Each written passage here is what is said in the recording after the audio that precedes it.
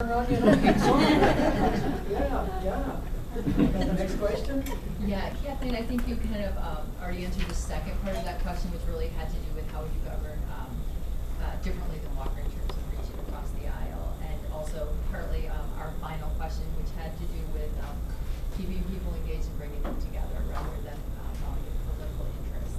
So I'd like to move to number 4, if you're following along, and ask you a couple of questions about policy, since I know your time is limited here.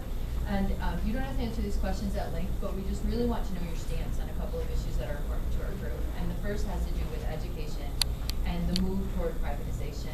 Specifically, what is your stance on providing vouchers using public funds that would go to private schools? Thank you. I believe public dollars should go for public education. So I do not support the expansion of the private school voucher system. Yeah. Second has to do with redistricting. Would you support a constitutional amendment that would remove redistricting from partisan legislation and put it in the hands of kind of broad, nonpartisan citizen groups?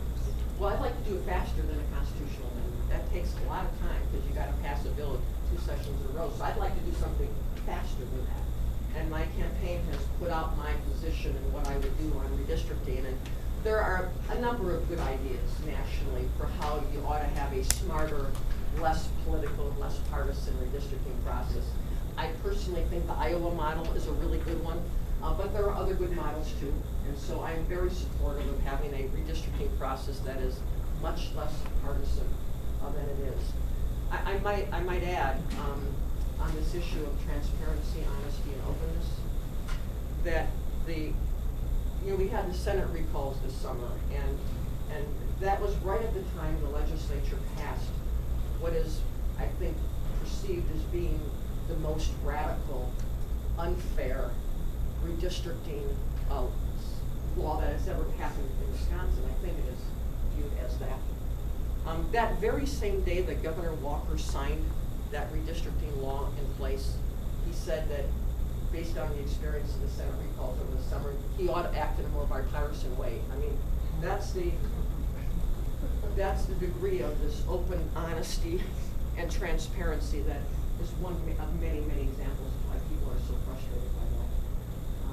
But look now where the redistricting case is in court, and the courts will be reviewed really shortly, and I hope that these maps get amended to reflect the demographics of our state.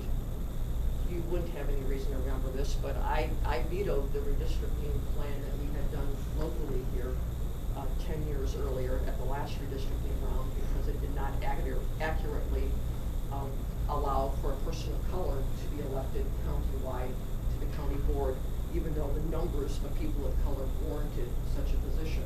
And so the maps then we changed in order to accomplish that fairness that I think the Constitution requires. Next question, I'll kind of collapse C and D here, has to do with